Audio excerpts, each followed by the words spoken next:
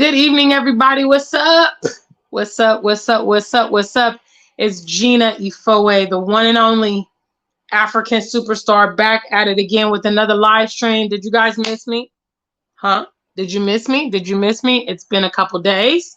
I do try to go live every other day. So much love to all the new subscribers of the African Superstar family. We have had an unprecedented, over 1,000 subscribers come to the channel within the last week. So I do definitely want to let you know that you're most welcome and greet everybody. First of all, I want to give a big shout out to the customers of the Afrikansuperstar.com. Yes, my website. Let me just give you a little message from our sponsors, the website. Hello.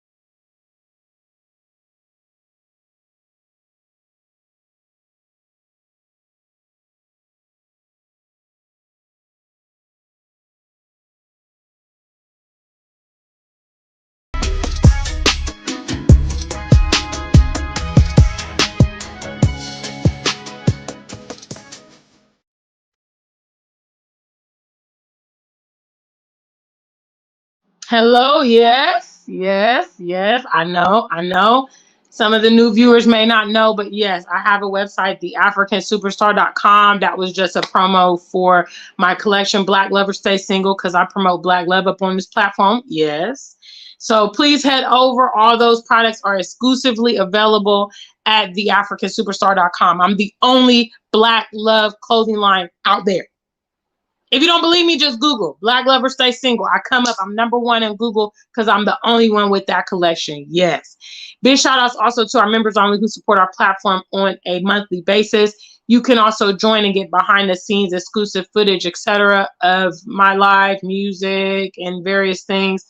You can hit the join button next to subscribe and do that. And last but not least, all the lovers of the African Superstar Music Project. Yes, I have new music. I'm just preparing to go to the studio very soon, record new tracks, and get those out to the African Superstar music lovers. What's up, family? We already have 15 of you in the building. Hello. I want to talk about this topic. I want to give everybody an opportunity, give you guys a few minutes to get in here. Shout outs to those of you that are already on code. Please, when you come in the room, greet me, say something in the chat room, like the stream. You already know what it is. Go ahead, make sure you show your support for our platform. Dovefly, KM, Kira Rants, Roots Reggae Girl, all the first in the channel, in the chat room. All right, today I want to talk about Lemiga. Big shout outs. All right. Today I want to talk about something I think that's very important. Obviously, I mentioned to you guys, a lot of you guys know, or some of you may not know, I had a viral video last week in which I talked about an encounter between a Black American and a white lady who was here in Ghana. And I know that for many Black Americans, we have a lot of racial baggage with us. You know, it comes from a long, tumultuous history. It comes from our daily interactions with people. It comes from the negative stereotypes. It comes from the lack of our heritage and our information. We carry that and we deal with that. And it impacts the way that we see ourselves, and it impacts the way that we see the world.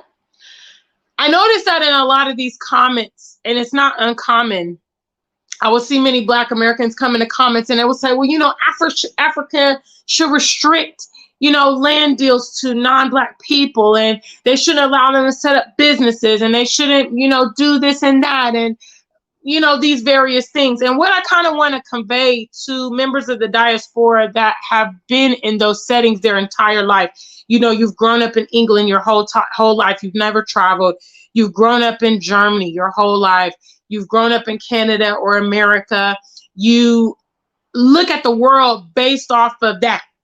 So everything that you do has racial connotations. When you think about your future aspirations, you think about race, you think about all those things. And what I really want to say is, for the diaspora to be successful here on the continent, they will need to set aside those strong racial feelings and connotations. They will need to kind of remove the rose-colored glasses off of their eyes to be able to see that some of the hindrances and some of the barriers that they were confronted with in America, UK, Canada, Germany, Europe, Australia, wherever, some of those things are not applicable here. Which means if you just want to go and pursue your goal, you can do it, because you're not going to have all the bureaucracy and the red tape. All right. That's why, actually, theoretically, it's very easy for the diaspora to begin to occupy here on the continent, because it's as simple as them coming and doing it.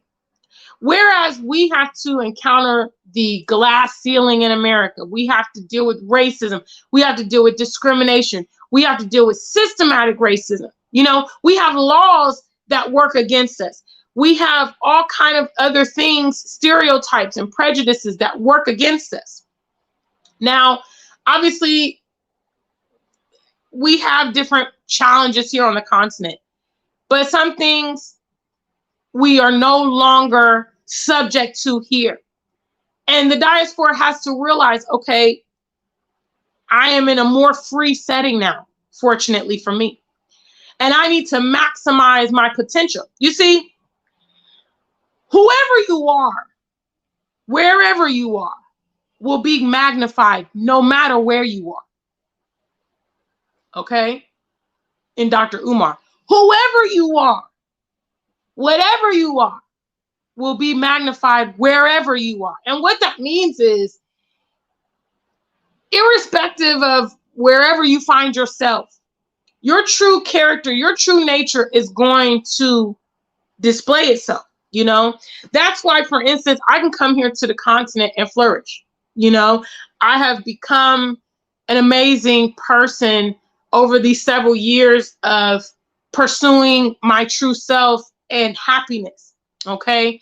And I find that here in Ghana, I'm in my most unapologetic state, because the outside world here in Ghana does not force me to conform to anything, you know, and it actually applauds me for being unique, for me being the African superstar, me speaking up, me reaching out to the diaspora, me promoting this and that.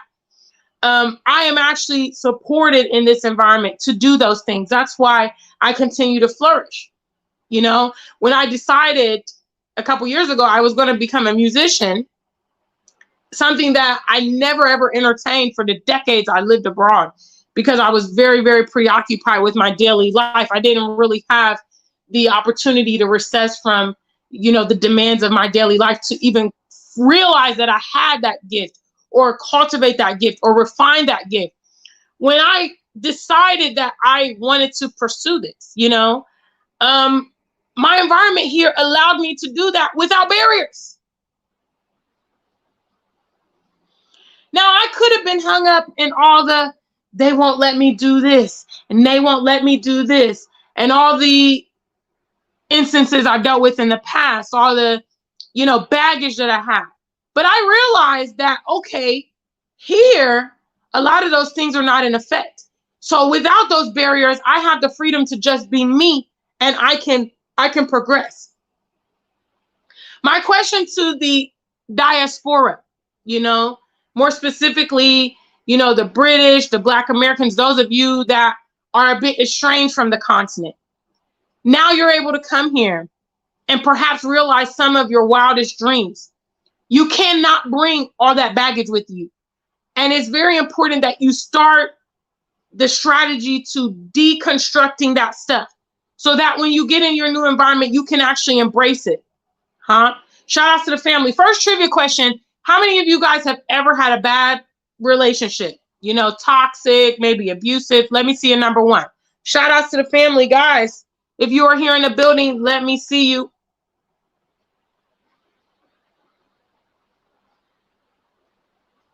Big shout outs to African Superstar family. in the building. Have you ever had a bad relationship? Let me see a number one. Big shout out to the family. TK, I see you there. Thank you so much. Janelle, okay. Me as well. I give this example because when you have a bad relationship and the next time, you know, when you decide to get back into the ring, you decide that you want to start again or get remarried or start dating again. In order for you to really be successful in that new relationship, you have to undo that damage. Because if you don't, you will bring it into your new relationship and it can start affecting your new relationship. And before you know it, your new girlfriend or your new boyfriend's like, you know what? I can't handle this anymore. You keep bringing them up. You keep bringing them in the middle, or, you know, your baby daddy or your ex-husband or your ex-wife is creating a problem for our household. It's very important for you to deal with that, you know? And in my personal opinion, the best way to revenge on someone, okay, because I know I'm not like you guys. Some of you guys are high and mighty. You don't believe in revenge. You just want to leave it to Mother Nature and afterlife and blah, blah, blah. But the best way to revenge somebody is to be successful, to prove them wrong. You see, in so many words, we were groomed to never have what potentially we can have and experience on this continent, okay, which is freedom. We were always groomed to be someone's employee. We were always groomed to be in debt to someone. We were groomed to be a consumer.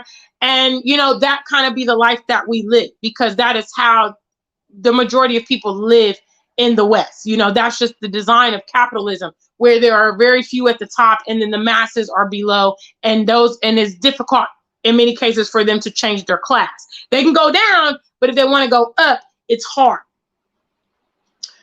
The thing is that when given that opportunity, guys, you got to recognize it and you got to take advantage. A lot of you not being successful has to do with the restrictions that you have put on yourself, where you feel that you cannot accomplish this. You feel that you're not capable. You feel that you're not smart. You think that you're not beautiful. You see other people going out there and doing different things, and you somehow feel like it's beyond your realm. It's only you that's prohibiting, okay? A lot of people that watch my channel that have never traveled, they claim they want to travel. They claim they want to go to Africa. They claim they want to see the world. In essence, people are flying from your city to the rest of the world, to Africa every day. Shout out to you guys. Let's do a roll call. What's your location? I'm in Accra, Ghana. I know that there's direct flights on British Airways that goes to London every single day. I've taken the flight many, many times. I know there's Delta flights that go to Atlanta, you know, from Accra, New York. You can get flights from Air France to come to Accra. I know they come, if they don't come every day, they come several times a week. Same thing with Turkish Airlines. They come several times a week. KLM flies here. Air Portugal flies here. I'm making this analogy because there are some of you people that feel like you can't do it. Or it's this huge, you know, ethereal fantasy in your world about going to Ghana, going to South Africa, going to Kenya. In theory, it's as simple as you getting online, buying the plane ticket, getting your visa, booking your hotel, turning up to the airport, and peace. That's it. That's all that it really takes. In many ways, it's you holding yourself back. You might even say, well, Gina, I don't have the finances. I can't afford it. That in many forms is BS, because you can afford to get your hair done every 2 weeks or whatever. You can afford the casino. You can afford that iPhone. You can afford the new trainers. You can afford that gym membership, huh? You can afford to get a new car every year, upgrade your washer and dryer. There's a lot of stuff that you are making provision for because you want to. And so when it comes to us actually being successful here on this continent, it requires us going way beyond the semantics and even pushing beyond our pain to make that thing a reality. We know for a fact that they don't want us to be successful here. We know for a fact they don't want us to be successful here. They've done everything that they possibly can for literally centuries and decades to prevent us from having a command and understanding on the continent. Now we can come. We can actually get the land. We can actually, start the business. We can actually reconnect with our roots, learn more, create families, and become part of communities.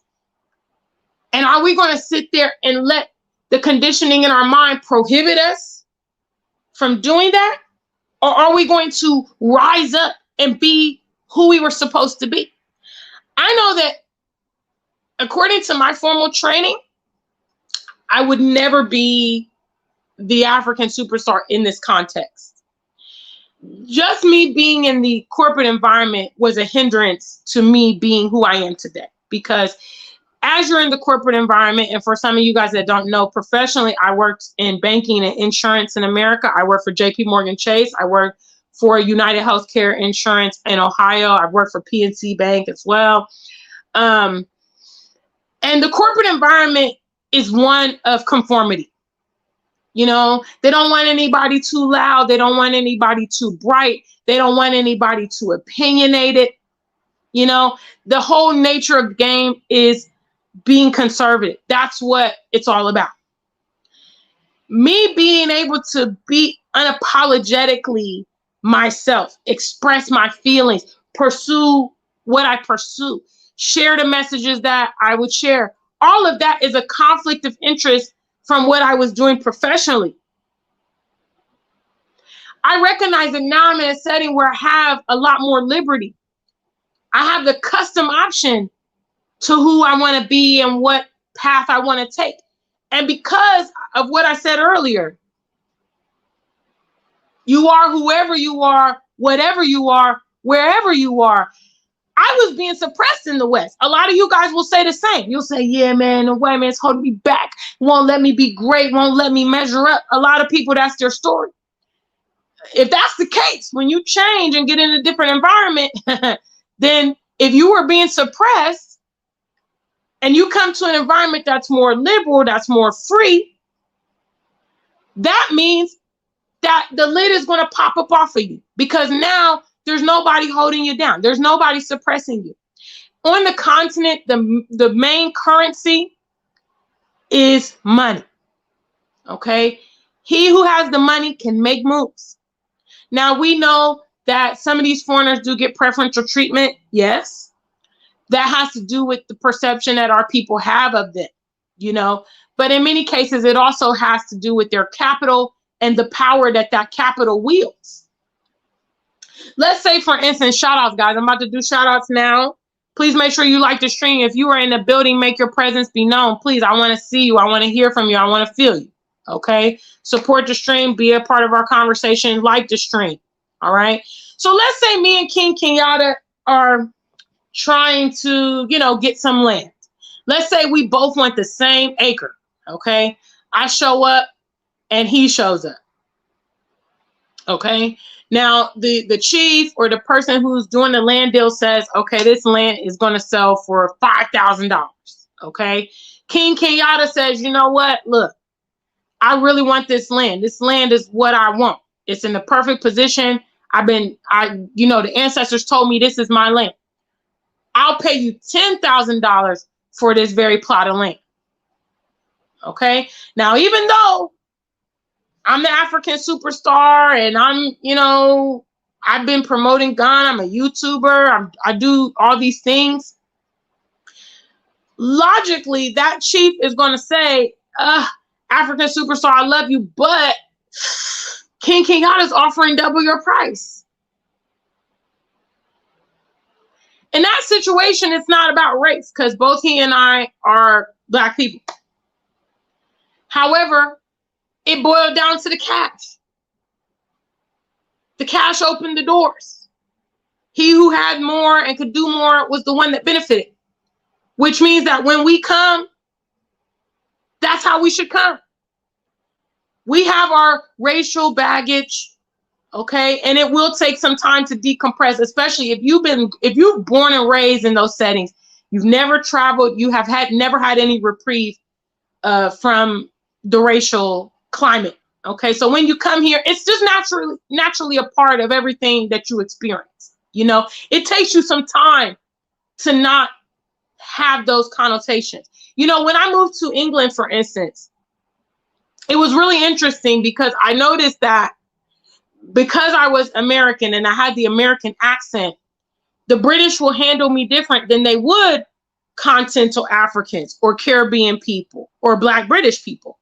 You know, they also had kind of a certain stereotypical derogatory image of the people of whom they deemed local there. But when they heard my accent, it immediately turned to, wow, you're American. So I saw in that status, although I was, you know, a Black ethnicity as well, they categorized the fact that I came from America and gave me a certain treatment.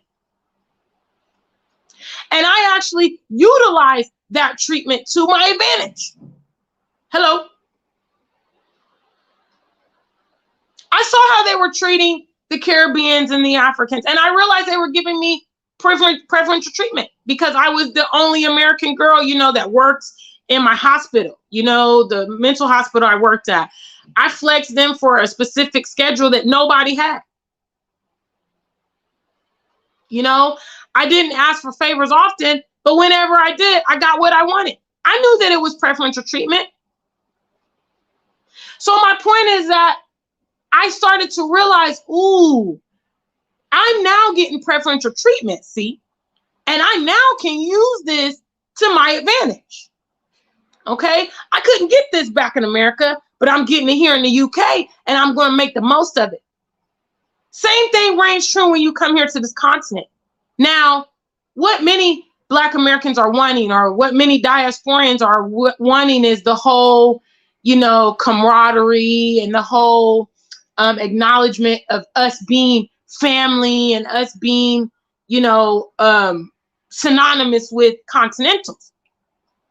And that's disappointing to many diasporians when they don't feel like they're getting that response. They feel like, man, I'm still being treated like a foreigner, and, you know, they don't see me as one of them and this and that and the other, because we have a lot of emotional issues that we're trying to deal with. But at the same time, our primary focus should be setting up shop. You know, the beauty about what we're doing here on this continent is the next generation. That's the beauty. We may come to this continent as foreigners. We may come as Americans or British or Germans. We might come as mixed race or Caribbeans, or, you know, we may come as people that are ignorant about the continent. But guess what? Guess what? As we create the next generations, they will be versed on this continent, and they will be called and seen as Africans. So in one generation, we can create reconnecting to our homeland and being indigenous to our homeland. Because nobody born and raised here in Ghana is ever going to be questioned about their ethnicity. They're never going to be told that they're not African and they don't belong here. So we, as a diaspora, we got to have a bigger perspective about this whole thing. We have to anticipate the things that go with the transition and not be deterred by that, and just be productive. That's it. That's it. Some of you guys slide in my DMs with every sob story about diasporians that are experiencing this. Oh, somebody got scammed. Oh, someone got a heartbreak. Somebody ran out of money. Somebody's having problems with the locals. And my thing is like, look, you guys are worried about the wrong things, in my opinion. Okay? If you came here, there's something that you should want from coming here.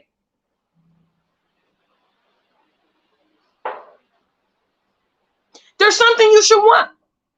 You know, many diasporians feel like they don't have a home because they know they don't belong to America, and they don't belong to England, and they know they don't belong to Germany. Many of them understand this, right? And for us, that's the main thing, is like, I need to have a place to belong, and I want to put my foot on the soil and have a place and have a position and have a sense of belonging. That should be your first and foremost thing. You know, and how do you do that? How do you create generational wealth? How do you cement yourself in the community? How do you reconnect? By making your presence be known. That's how you do it. This is the wrong interpretation of what I'm saying today. Romulan Rising says African were traumatized by colonization. It would be sad to look at your children coming home as occupiers, which is the white mentality. The simple fact is that there is a land grab happening on the continent, whether or not you understand it, okay? Whether or not you see it for what it is. The way to prohibit our continent by being taken away from us, and us Africans and diasporans and Caribbeans and whatever else you want to class yourself for, being displaced on our continent, the answer is occupying our continent, living here, buying land here, having families here, creating businesses here. You can get sensitive about vocabulary all you want, but it's still what it is. Okay? Occupying, residing, you know, living. All these things are synonyms of occupying. Occupy means simply to acquire space, to take up space. I didn't say dominate. I didn't say take over. I didn't say colonize. We're not coming here to outsource the locals. We're coming here to take our place on this continent where we should have been all along. What is part of our birthright? That's all we're coming to do. So playing word games is also non-productive behavior. And unfortunately, you didn't understand, but I hope I cleared it up. What's up, family? All right, let me do the shout outs now. Big shout outs to the family. All right. Please make sure you guys like the stream. We have over 50 of you here. So let's get the likes up. I haven't seen any like counts. Also show your love on the platform. Big shout outs to the African Superstar family. Yeah, we're going to do some shout outs right after this message from our sponsors. Hello, family. It's the one and only African Superstar in the building.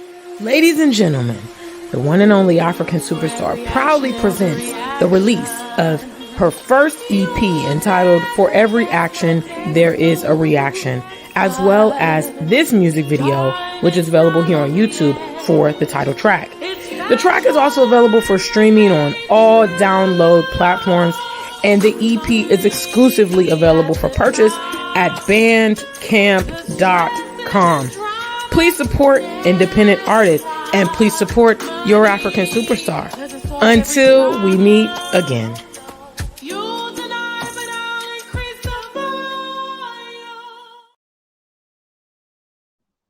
Big shout outs, guys. That was just a message from our sponsor, the African Superstar. My latest track, For Every Action, There's a Reaction. What's up? I'm going to start shout outs now. Today I'm talking about, can Black Americans, can the diaspora set aside, you know, their racial baggage a bit to be able to focus on what we want to do, what we have come to do? I think many of the diaspora want to see, you know, the continent be a flourishing, comfortable place for all of us, you know, because we have faced racial disparity out there. We face violence. We face, you know, slavery, basically, literally and theoretically and figuratively. So we want a peaceful place to be at right now. And that requires us coming and cultivating that here. And part of that is us making our presence be known here on the continent. Big shout outs, Kira Rance. What's up, family? I'm doing shout outs now. Big shout outs to the family. Janelle's in the building. What's up, Michael O? Lemmy God says, biggest challenge is adapting to life in Africa because it's so unlike America. Africa is more communal type of living, wherein as the U.S. it's more individualism that causes clashes on the ground. TK says, no, people will not set aside their racial biases to focus. And that, I mean, some people will not be able to do it. Unfortunately, some people are not able to just kind of be mature about it and say, look, I know all these things have happened. I think our focus needs to be on the future more than the past, because we have no control over the past. But if we reference the past and focus on the future, we wouldn't have it repeat itself. Okay? Colonialism, we don't want it to repeat itself. Slavery, we don't want it to repeat itself in its previous form. Okay? We don't want to be dependent on foreign people and foreign powers for our resources, for our food, for our amenities, for our conveniences. If we don't want to depend on them, that means that we have to be marketable. We have to compete in the market. Because like I gave the example before, if me and King Kenyatta are going up for the same piece of land, the person who has the best offer is going to be the person who gets it. Unfortunately, our people are not at a place where they would just choose us, our own people, off of the premise of that. Okay, we are not good at that. So at least here on the continent,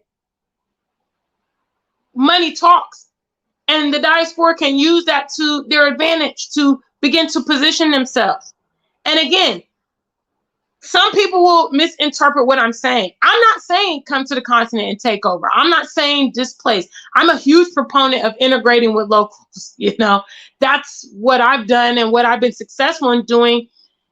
And that's what I promote. You know what I mean? I think there's a middle ground where we can peacefully coexist if we're mature enough to do that. Because even to me, this point that Lemmy God brings up, in my opinion, it's a bit irrelevant.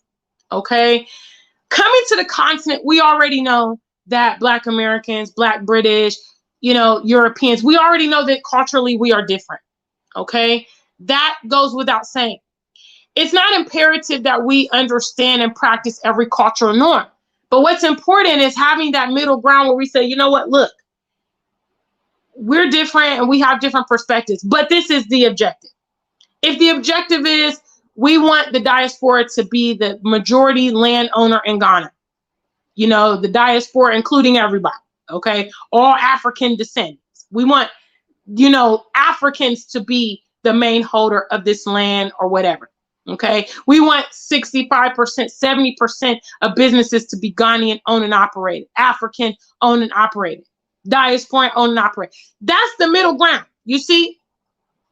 Okay, whether you say tomato or I say tomato doesn't really matter. We all should be focusing on the common goal. Right now, the common goal is making sure that we don't lose a foothold on this continent. That should be the common goal. So all the little details don't really matter, in my opinion. You know what I mean? I know my perspectives are different than some of the continental Africans. I have friends here. I know they don't see the world the way I see it. That doesn't inhibit on our friendship. It doesn't inhibit on our friendship because it's not imperative to me that we agree on every single thing. In addition, the diaspora doesn't have all the answers as to how to deal with the situation here on the continent or even the way forward. It's actually very important that we come together on certain levels to confer information, because you're coming into an environment you're not familiar with. And maybe you might have some solutions that you think might be, might work. But then if you team up with locals, they'll say, oh, you know what? Somebody's been trying that for 20 years and it has not worked. This is a concept I came up with based off of my experience living here. And you go from there. Okay. Big shout out to the African Superstar family. Please make sure you hit the like button. What's up? If you're in the building, my cousin Ulysses is here. What's up, Shoshana? I see you. Shoshana says, I invest as a 50-50 partnership with a Jewish woman here in Uganda. So Shoshana is doing business in Uganda and she's working with a Jewish woman. If, for instance, she was extremely hung up on the racial issue, she wouldn't be able to probably do that. She may have strong feelings towards the Jewish community or working with a non-Black person altogether, but her objective is probably business and probably being successful in the business. And maybe that woman has the expertise that she hasn't been able to tap into or locate in her environment. Or sometimes, you know, when diasporans try to connect with people, unfortunately, they're not having great success when they're trying to establish businesses in here on the continent with some people. I have heard that echoed severally from many of my friends. I try to do business with these people, you know, and they're having various challenges. In order for your business to flourish, you need talented individuals. If people in your environment are not ready to take advantage of the opportunity before them or ready to deliver what they're supposed to be delivering, unfortunately, that may cost them that opportunity. You know, I always promote my audience to be the best men and women. Stand on your commitments. If you say, hey, I'm a graphic designer and I can deliver this and this and this, and then you partner up with T. Kelly or you partner up with King Kenyatta, they give you a contract for you to do some products for them, and you don't deliver. And then let's say then there's the Black British person, and that Black British person is ready to deliver. That person's serious about the opportunity. Then the locals will say, oh, well, you know, the diasporans don't want to give opportunities to us and so on and so forth. Well, you know, are you trying to exploit that opportunity? Or are you making the most of it? You know, all of us need to be better men and women. You know, diaspora needs to not come and try to opportune or take advantage of locals. You know, it needs to be mutually beneficial for both of us. But for that to take place, both of us need to hold our end of the deal. Big shout outs to the African Superstar family. TK says, going back to Nigeria in June. I like Ghana, but they have, she's talking about the COVID test. I guess, I'm not sure. Oh yeah, that's right. I bypassed that. That's right. I bypassed that part, T. Kelly. What's up? What's up? What's up? Shoshana says, I am their equal and give respect for their expertise and efforts. I make money only if they know what they are doing.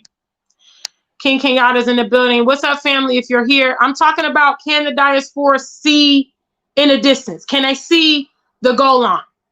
You know what I mean? If coming here to the continent is, hey, I want to get land, I want to start the farm, I want to build my house, I want to get the business popping, I want to do this, that, blah, blah, blah. I want to live by the sea. I want to learn how to speak Tree. I want to marry from Ghana or Nigeria. If those are your goals, that's your goals. That's what you're here to do. You know, the semantics of all the, you know, popularity, fanfare, clickbaits and everything, it doesn't move you. It doesn't move you because you've come here with goals in mind. That's what you focus on. One of my biggest goals about coming here to the continent was to promote the continent. You know, to instill confidence in my people around the world, to speak the truth, to be an example of someone who's unapologetic, and to be successful while doing it. That's what I came here to do. I won't let anybody stand in the way of that. You know, and I tell the ancestors all the time, I say, you guys are the ones that led me here. You know, sometimes when I look at the whole map of my life, I don't even know how I got from point A to point B. So since I was following your lead, you should never put me to shame. And they never do. Even when I get into close, you know, my back's up against the wall, somehow provision comes. And I understand that it's working like that because I'm doing precisely what I'm supposed to do. But I'm not deterred by any of the obstacles. You know what I mean? Part of it is because I've anticipated obstacles. I said, I know that I'm not going to just get up, turn my back on the West, and just walk away scot-free. Nah, I know there's a price to be paid for doing that. So when the ups and downs come, it's like, okay, well, this is what's on my plate. Let me deal with it. Let me try to solve it. What's up, family? Janelle says, money speaks so loud. What's up? Black Beauty always is in the building. Tuco, hello, family. Shoshana says, Africa trips instead of Beyonce tickets. Yeah, I know that Beyonce's tour is coming up or something like that, and she has extremely expensive tickets, I understand. I heard some people saying some of her tickets were over $1,000. Now, you going to Beyonce, but you said you want to go to Africa, and guess what? A plane ticket to Africa is less than your Beyonce ticket or equal to your Beyonce ticket. You know, if more of us focus on the implementation of what we want to do, you can get to the other side so much faster, guys. Okay, life goals are not something that you have to wait until you are in your 50s or 60s to achieve. No, if you actually put the blueprint down and get on it and stay on it, you'll get there faster than you ever imagined. You know, if somebody would have told me in my youth, Gina, you're going to celebrate your 40th birthday in Ghana. Okay. At that time, you're going to be living on the continent. You're going to be a musician and a motivational speaker. If somebody would have came and told 18-year-old Gina that, 21-year-old Gina, well, by 30, I definitely knew that America was not getting it. But, you know, if somebody would have come and told me those things in my youth, I would have probably laughed at them and said, well, this is bizarre because, you know, I don't even have those things on my radar. You know, but in less than 10 years, I've been able to migrate to 2 countries, travel extensively, start a business, you know, become a musician, become a social media personality. All these things I've done it in less than 10 years time because I started creating blueprints. Okay, specific plans about what I'm going to do. Broke it down to the actual day.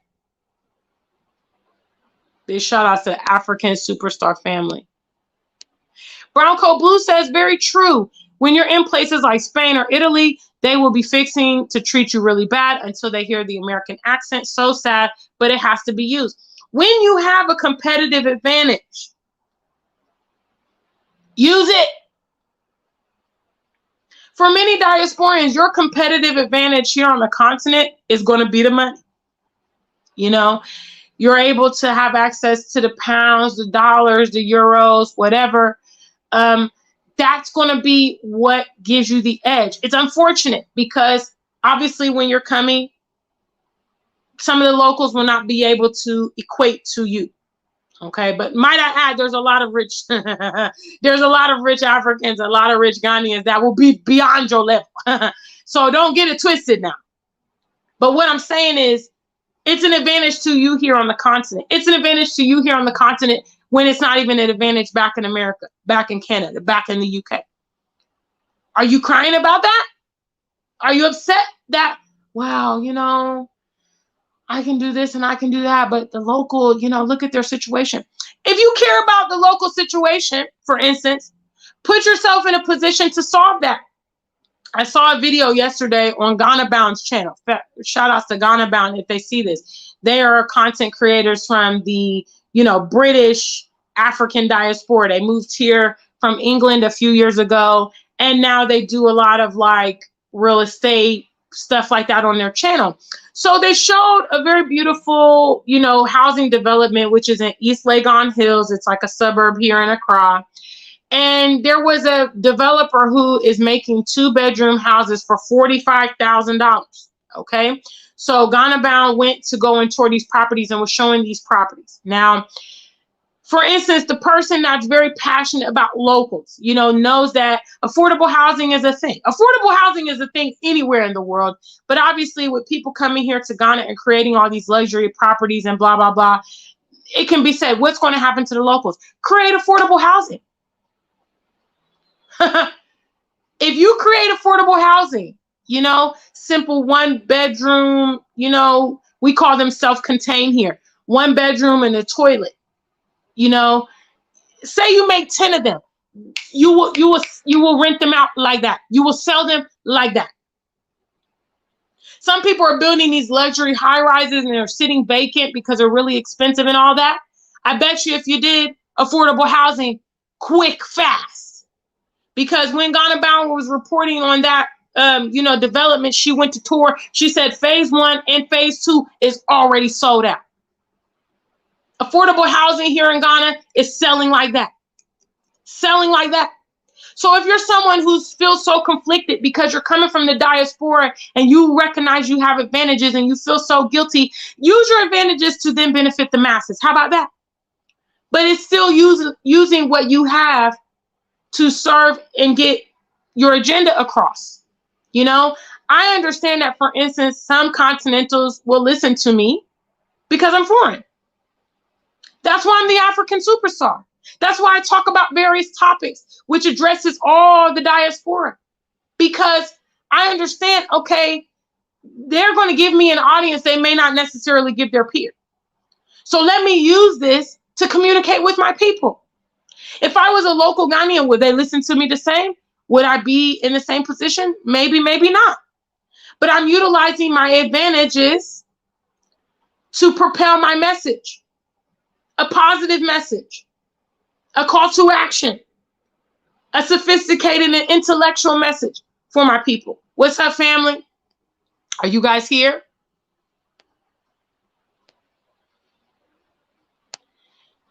My dear, I've already said, let's not get caught up in the semantics, please, on my channel, okay? I've already explained my use of my language, all right? And it's all the same thing. It's all the same thing, okay? And what I think is very funny is we can get annoyed and frustrated with this little stuff, but the big stuff, we don't mind that, okay? Right now, the Chinese and Lebanese are occupying. They're occupying, okay? They're not integrating here in Ghana or in Nigeria or Kenya, wherever they are. But guess what? Continentals ain't worried about that. But when a diasporian gives the advice to the same thing, hey guys, come and let's occupy the land so that we don't lose a foothold here, the Continentals will be mad and be talking. Does it make sense?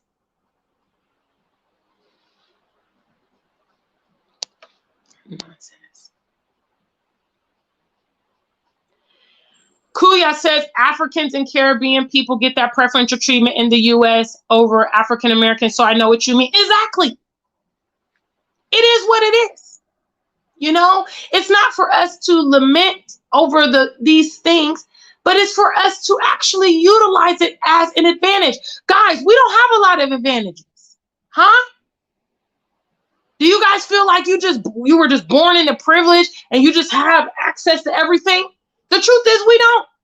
So when we get an advantage here or there, it's for us to actually utilize it, maximize it. You know, dare I say, exploit it without you guys getting upset. But it is what it is. You know, and actually, quite frankly, now I know that Black Americans may get angry with me on this, but at least the Caribbean and the African people in America, they recognize their preferential treatment and they do well with it, in my opinion. They go for high education, they go for high earning jobs, they send their money back home. You know, they don't necessarily get involved in a lot of politics. You know, they kind of focus on what they came to do and what they're all about. And in many cases, stay within their community, and that's how they operate. You know, we've got to be able to see the long haul. What we want to do is have a place of refuge here on the continent that our people can always come home. Our people always have a place. But if we don't position ourselves well, then say bye, bye, bye, because it won't be like that. Because guess what? The real people, the real people that are coming here to occupy, they're not going to make no provisions for us. So if they get the foothold and they get the advantage and they get the majority, it's a wrap for us. What's up, family? Prince Ayoko in the building. I see you there. Big shout outs to the family. Kuya says that sense of belonging is the missing element that is missing in our lives in the West. Fitzroy says it's called leveling up with cash. B1. Facts. That's it, guys. You know, and for those of you guys that are really struggling with what I'm saying, you know, maybe you're not necessarily following. Just see yourself as a man or a woman. Try to understand what that feels like. When you go somewhere, you're seen as a man or a woman. That's how it is when you're here on the continent. Because you are a reflection of the majority, you are just a man or a woman. So the thing that will set you apart, the advantages that will set you apart, are important for you to utilize and position yourself. If you have dreams that you want to achieve on this here continent, and you have one or two advantages that will help you get there, I'd say you ain't too bright if you don't recognize them and take advantage of them. You know, and again, It doesn't require you being rude or condescending to other people. It is what it is. Nobody can ever tell you, for instance, that I'm rude or disrespectful to locals. I love Ghanaians. You know what I'm saying? They're my people. You know what I'm saying? I love Ghanaians. I love chilling with them. I love eating with them. I love their music. I love everything. I love the kente. I got nothing but love for them. You know what I mean? I never flex on them. But I do recognize, yeah, I live a different quality of life here. Yeah. But in the same token, I came here to live like that. I didn't come here to live in abject poverty. I came here to live in luxury the way that I can't live elsewhere or was not living elsewhere. The fact that I'm actually getting that lifestyle here, it doesn't beg for me to be apologetic. But in as much, I still try to give back. How do I try to give back? I promote the continent. I've been doing this for years, way before it was popular. You know what I mean? You know, I make Ghana look good. I make Ghana look appetizing. You know, I make people curious and want to know more about the continent. And that's how I pay it forward. You know, they are elevating me and I use that to also elevate the continent. It's like the circle of life. Big shout outs. What's up? What's up? What's up? Romulan says, for sure, coming home is best because it shows reunification and building back bonds that were broken by colonization. Big shout outs. What's up, family? Kuya says, I think people need to heal to a certain point from the trauma of the oppressive life in the West in order to move forward. Yeah, I mean, in order to do that, you got to realize that the shackles are off your feet. You know, it's kind of like, let's say you were trapped in the basement for like 2 years and somebody opens the door and, you know, the door is there. You got to realize, oh my God, the door's open. I can run out of here. I can get out. I can get free. You know, now you're in a different setting. Now some of that stuff doesn't apply to you. Now you don't have to deal with racism every day. Now you get to live in a Black majority place. Now you get to live in a safe and peaceful place. Okay, now you have opportunities. Now your money equates to more in local currency. What are you going to do with those advantages? What are you going to do with that information? You know, are you still going to keep regurgitating what's been going on in your life so much that now the opportunity is before you, but you can't see it? You can't take advantage of it? Big shout outs. Thank you, the old goat. The old goat says classism is prevalent on the continent and some locals recognize it daily. A classmate ran away from Kumasi when I was visiting him. Big shout outs to the family. Thank you for that super chat. What's up? Kimla's here. Please, guys, make sure we get the likes up. Make sure just take a moment and like the stream. If you like the stream, if you like me, if you like these discussions, take a moment out, like the stream. Big shout outs to the family. Ubiquitous Black says, I think being majority occupiers would mean sometimes choosing US over choosing the 10,000 as you reference in your analogy, focusing on the long game. Yes. Big shout outs. What's up? What's up? What's up? What's up?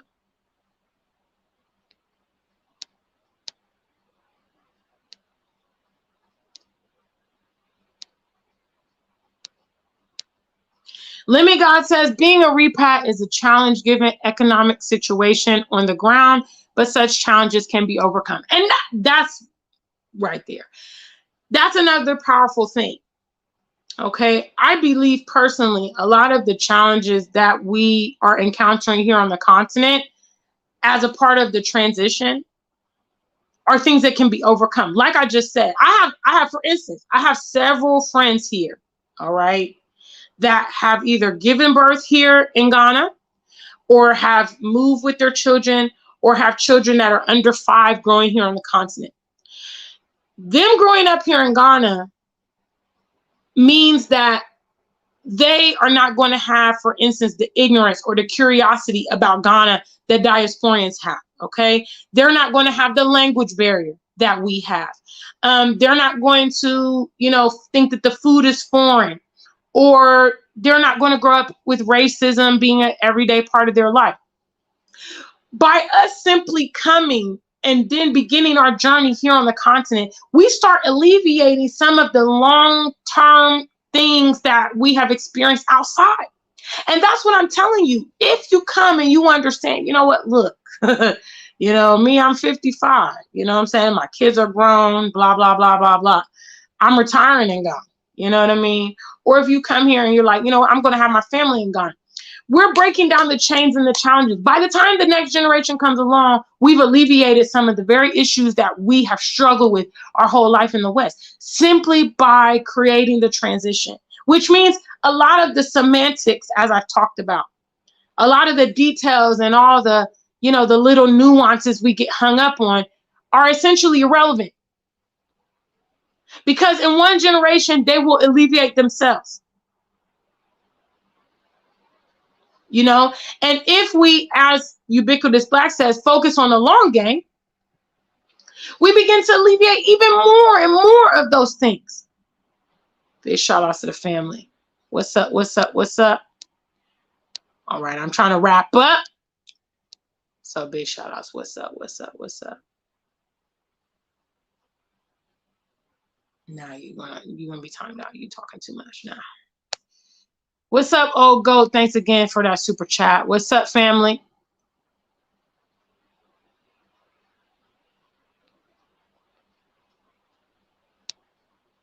Ubiquitous Black says, having kids who experience the continent in their early years is the epitome of the Great Reset. Facts. That's it. Shout out to the African Superstar family. We have reached the end of the road. Yes. Thank God. I do remember Lemmy God, but you know, they don't listen to me. But see, Lemmy God was with me. He said, remember 3 years ago, you predicted the rush. It's already happening. Every day I'm seeing more and more repats arriving on the continent with the intention to stay for good. That's right. He called it. I've been telling you guys for a long time what's going to happen. If you were smart, you hear what I'm saying right now today. Okay? Despite people getting emotional about the use of the word occupy, that's precisely what we need to do. And not just Black Americans, but the diaspora at large. Caribbeans, African migrants, Black, British, wherever you're coming from. If you want a stake, if you want a position on this here continent, okay, you don't want to find yourself coming back in 10 years and unable to buy land, or unable to find affordable housing, or unable to see traces of your culture and your people, then guess what? Hello, you need to put your footprint right here on this continent. I mean, it couldn't be any more clear to me than what needs to happen. But our people are lost in the sauce, distracted, you know, focusing on erroneous things. And it's like, the solution is very simple. Okay? You don't have to beg to be included when you have put your presence down. Let's say you come and settle in Ghana, Sierra Leone, Senegal. Okay? You don't have to ask to belong anywhere. You don't have to, you are now there.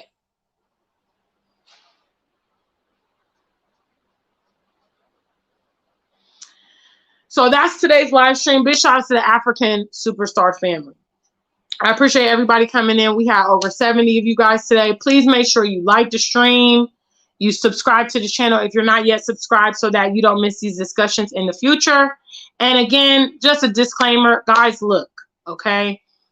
If you are not a Pan-African, if you're not pro-Black, okay? If you are like FDOS, BC, whatever, you are an integrationalist, you're a swirler, you're problematic, like, being here on my channel is not, you know, the content's not for you. You want to enjoy it and you're wasting your time, not mine, because I'll just block you. You know what I mean? I don't want to waste time going back and forth with people that are not like-minded, because the message is just for other people that share the same opinion.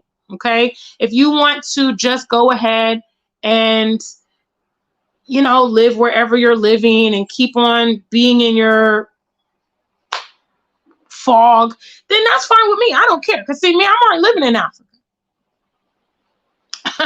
I'm already here. You know what I'm saying? I do this to assist you guys in your journey, you know, and to inspire you in your journey. You know, whatever you want to do with that information is on you, you know. So big shout outs. What's up, KB? I see you in the building. Until we meet again, family, stay black and true. If you ain't black, just stay true.